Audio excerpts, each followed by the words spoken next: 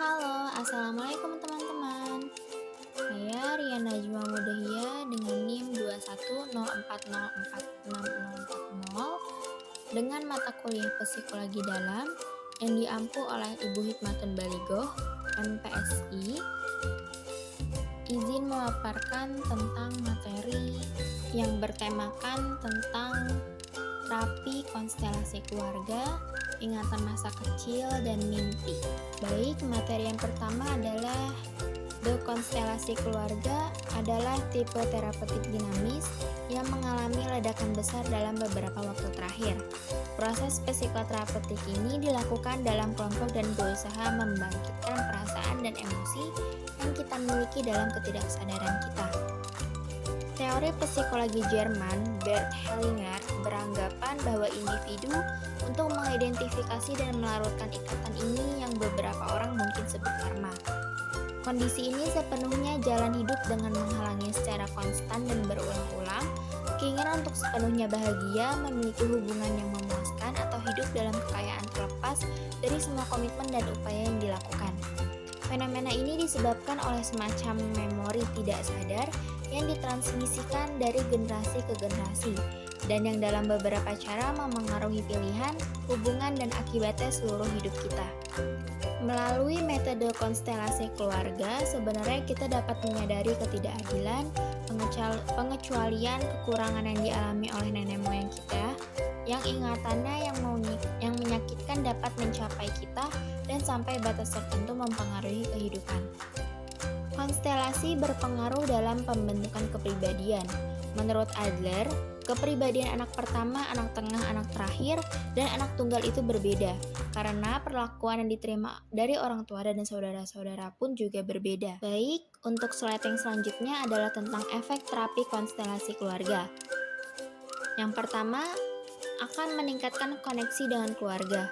Mungkin kita bisa berpikir bahwa dengan mengetahui bagaimana keluarga yang telah memengaruhi kita secara negatif, kita akan ingin keluar dari sana. Ini justru sebaliknya. Ketika kita menemukan apa alasan perilaku, kita juga bisa memahaminya dengan lebih baik. Apa yang sekarang tampaknya mustahil untuk diterima atau dimaafkan dilihat dari perspektif lain, dan ini meningkatkan hubungan dengan orang yang Anda cintai. Yang kedua, adanya perubahan yang mendalam dari semua yang terlibat dalam terapi rasi bintang keluarga. Bisakah kita bayangkan sebuah terapi di mana semua keluarga dapat menyembuhkan pada saat yang sama? Meskipun ada alternatif lain, rasi bintang keluarga memungkinkan untuk menggali rahasia dan emosi yang tidak mungkin dalam terapi lain. Dimungkinkan untuk lebih memahami bahwa anggota yang tidak memasuki terapi ini dan sama-sama berguna untuk yang terkecil di rumah. Yang ketiga, memungkinkan untuk membuat basis keluarga yang solid untuk yang terkecil. Kita mungkin berpikir bahwa menjadi kecil tidak masalah apa yang terjadi. Yang tidak boleh dilupakan adalah bahwa jika kita sudah memasuki jenis terapi ini, itu karena masa kecil kita terpengaruhi. Yang selanjutnya tentang rasi bintang. Rasi bintang keluarga adalah metode terapi baru yang berupaya memahami perilaku yang terjadi di dalam keluarga. Melalui terapi ini kita dapat melihat dan menganalisis bagaimana sesuatu dibentuk melalui hubungan dengan teman-teman terdekat. Itu adalah fakta bahwa kepribadian dan cara kita melihat kehidupan serta cara menghadapi hari demi hari tergantung pada apa yang dipelajari pada masa kecil. Seringkali kita tidak mengerti mengapa kita memiliki masalah tertentu atau tidak dapat mengubah beberapa ide. Dengan rasi bintang keluarga membantu kita untuk memahami dari mana semua ini berasal dan memberikan alat untuk mengubah apa yang perlu diubah. Menurut Hellinger, rasi bintang keluarga dapat membantu menemukan dan menafsirkan kembali pola-pola bawah sadar ini sehingga kita bisa hidup dan berhubungan dengan cara yang lebih sehat, seimbang, dan bahagia. Baik, untuk yang selanjutnya adalah tentang tujuan rasi bintang keluarga.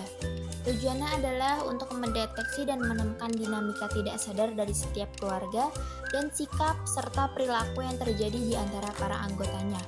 Melalui eksperimen ini, para peserta dalam dinamika ini dapat memeriksa perasaan tersembunyi mereka mengenai keluarga mereka sendiri dan menjadi peluang untuk menemukan solusi atas konflik tersebut. Yang selanjutnya, bagaimana rasi bintang keluarga bekerja?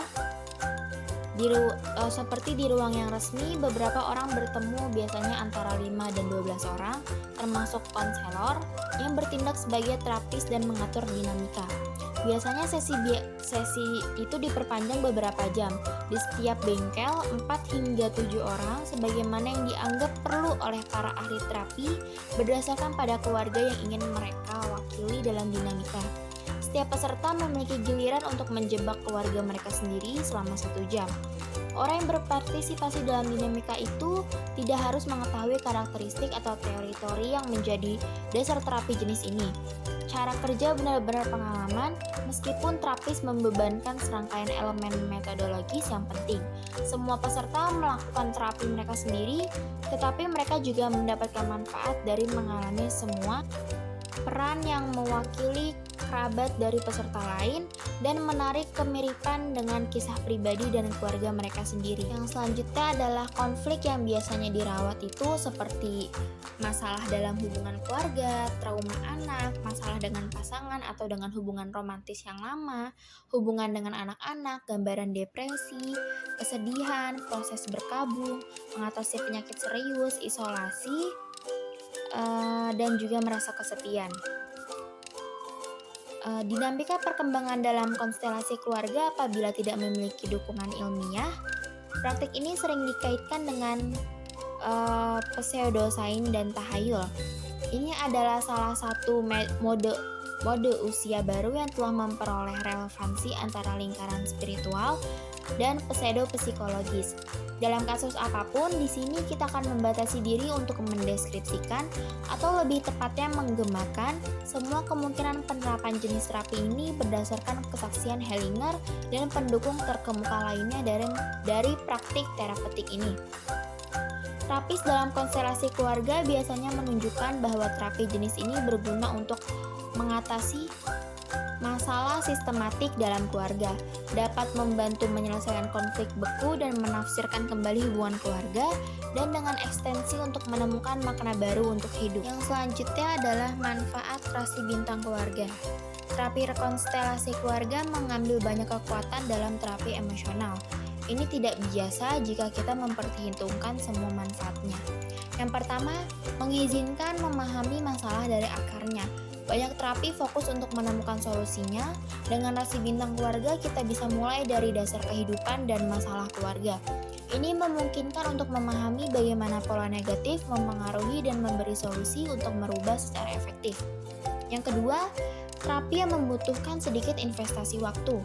Sebagian besar terapi psikologis membutuhkan beberapa bulan atau tahun untuk mengobati situasi yang memengaruhi. Masa-masa ini sangat berkurang dengan rasi bintang keluarga karena memahami masalah yang mendasarinya lebih mudah. Dan yang ketiga, bisa menyelesaikan masalah emosional, depresi, agresi, hubungan beracun yang konstan, apapun masalah yang dimiliki, dengan rasi bintang keluarga dapat mengubahnya. Ini karena semua masalah emosional lahir dari penderitaan sistematis. Ketika kita memahami dari mana asalnya dan apa yang akan dihadapi, serta apa yang dilahirkan darinya dapat dipecahkan. Yang keempat, tingkatkan hubungan keluarga. Rasi bintang keluarga membantu kita untuk melihat apa yang salah dengan keluarga dan bagaimana cara meningkatkannya. Terkadang kita tidak bisa hanya mengubah pola yang didapat, tetapi kita bisa mengubah caranya dalam bertindak. Terapi ini memungkinkan kita untuk menyembuhkan luka, memaafkan, dan menangani orang yang keracunan dan tidak bisa keluar dari hidupnya. Membicarakan masalah sudah pasti sulit, dan melakukannya di depan keluarga membuat semua orang menganggap tanggung jawab mereka lebih dari itu. Tapi lakukan saja itu dan menganggap bahwa itu adalah langkah pertama untuk berkembang dari perkenalan hidup bersama menjadi keluarga sejati yang didukung. Yang selanjutnya adalah pola rasi bintang keluarga menurut Hellinger. Pola yang sangat sering menuntun untuk memiliki pengalaman psikologis yang buruk seperti kecemasan, kemarahan, rasa bersalah, penghinaan, dan juga isolasi. Selain itu, bisa juga menderita gangguan tertentu karena hubungan dengan anggota keluarga, seperti alkoholisme atau ketergantungan emosional. Hellinger merefleksikan dan mengatakan bahwa ketika kita masih anak-anak, kita cenderung mengorbankan keseimbangan emosi kita sendiri untuk memperbaiki masalah emosional orang tua kita atau anggota keluarga dekat lainnya. Yang selanjutnya, Pernahkah kalian berpartisipasi dalam rasi bintang keluarga? Apa yang kamu pikirkan dan maukah kamu melakukannya? Darah membuat kita saudara, tetapi kesetiaan menjadikan kita keluarga. Darah tidak selalu menciptakan ikatan dalam keluarga, tetapi kadang-kadang kita menemukan kesetiaan sejati, cinta, dan rasa hormat itu di luar inti yang terkadang membahayakan ini. Yang selanjutnya, terapi atau cara mengingat kenangan masa kecil. Seperti berbicara tentang masa lalu, melihat foto, mengunjungi tempat familiar, menginap di rumah yang lama, dan berlatih untuk mengingat. Dan ada juga terapi untuk menangani mimpi buruk. Sebagian besar kasus tidak perlu penanganan yang cukup mengubah pola pikir saja ke arah yang lebih positif. Pada umumnya akan melakukan terapi kognitif dan perilaku, kognitif behavior terapi atau disingkat menjadi CBT, untuk membantu orang yang sering mengalami mimpi buruk. Jika mimpi buruk terjadi secara terus-menerus dan mengganggu kualitas tidur, pemberian obat-obatan yang dapat menyeimbangkan kandungan senyawa kimia alami dalam otak. Yang selanjutnya adalah kesimpulan. Jadi, konstelasi berpengaruh dalam pembentukan kepribadian. Menurut Adler, kepribadian anak pertama, anak tengah, anak terakhir, dan anak tunggal itu berbeda, karena perlakuan yang diterima dari orang tua dan saudara-saudara pun juga berbeda. Seperti halnya teori psikologi Jerman yaitu Bert Hellinger yang beranggapan bahwa individu untuk mengidentifikasi dan melarutkan ikatan ini yang beberapa orang mungkin disebut karma. Kondisi ini sepenuhnya jalan hidup dengan menghalangi secara konstan berulang-ulang, keinginan untuk sepenuhnya bahagia, memiliki hubungan yang memuaskan atau hidup dalam kekayaan terlepas dari semua komitmen dan upaya yang dilakukan. Pola tersebut diturunkan dari generasi ke generasi dan dapat menjadi penyebab timbulnya penyakit, kejadian yang tidak menguntungkan, gangguan psikis dan fisik, dan di dalam konstelasi tersebut ada yang namanya rasi bintang keluarga atau metode perilaku untuk keluarga atau metode terapi perilaku untuk keluarga. Baik, terima kasih pemaparan materi yang bisa saya berikan. Kurang lebihnya mohon maaf apabila ada salah-salah kata atau pengucapan yang kurang tepat. Sekian, wassalamualaikum warahmatullahi wabarakatuh.